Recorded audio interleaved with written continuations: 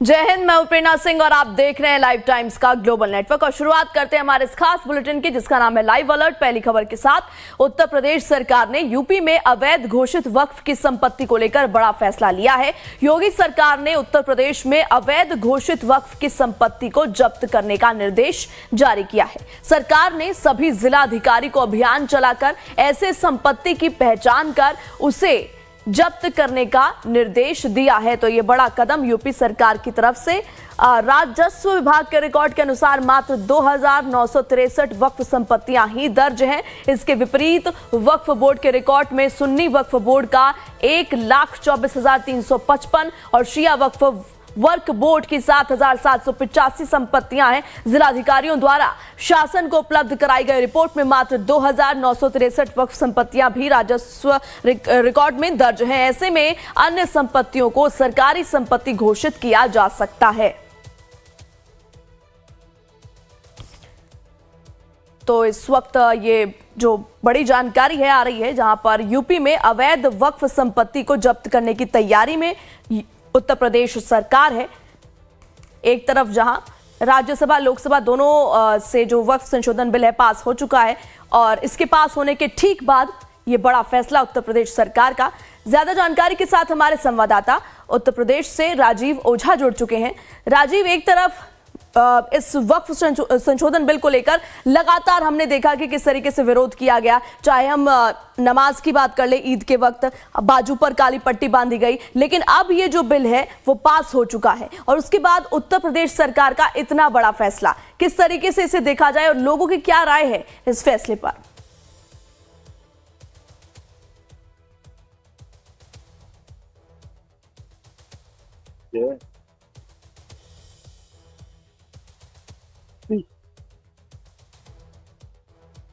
तो राजीव से हमारा संपर्क टूट गया है। एक बार फिर से आपको बता दें कि उत्तर प्रदेश सरकार ने यूपी में अवैध घोषित वक्फ की संपत्ति को लेकर बड़ा फैसला लिया है।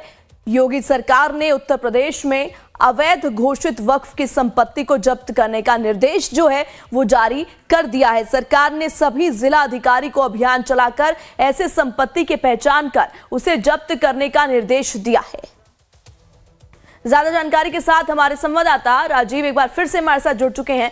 राजीव, अगर आप मुझे सुन पा रहे हैं तो एक तरफ जहां राज्यसभा लोकसभा दोनों जो है कार्यवाही के बीच में जो है ये बिल पास हो चुका है, लेकिन अब उत्तर प्रदेश सरकार ने इस बिल के पास होने के बाद बड़ा फैसला लिया है वक्फ की संपत्ति को लेकर, जो अवैध संपत्तियां उन्हें जब्त करने का। इसे किस तरीके से देखा जाए?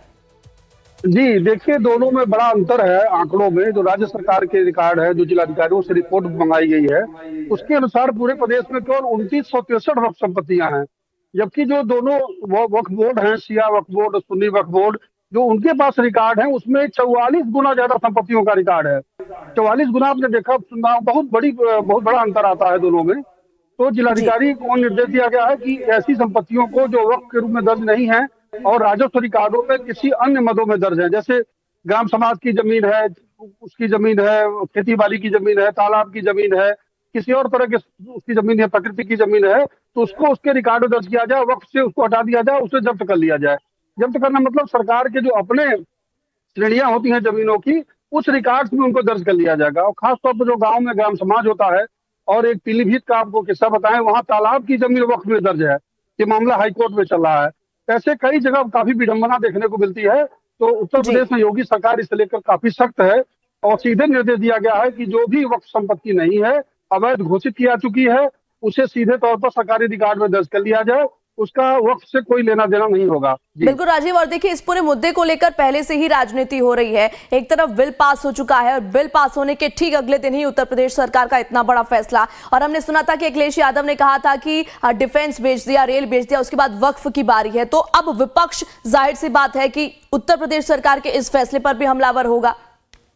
जी निश्चित रूप से इससे सियासत गरमाएगी। आपने सुना होगा, कल ही मुख्यमंत्री योगी आदित्यनाथ प्रयागराज में थे, तो उन्होंने सीधे तौर पर कहा कि वक्फ जो है, वक्फ बोर्ड भूमाफिया हो गया है।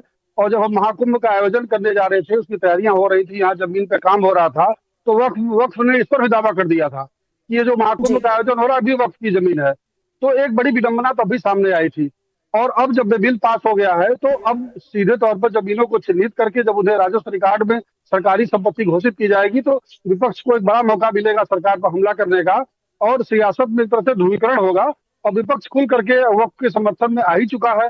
आपने देखा होगा जी कि जो मतदान हुआ उसमें लोगों ने इसके खिलाफ मतदान किया है।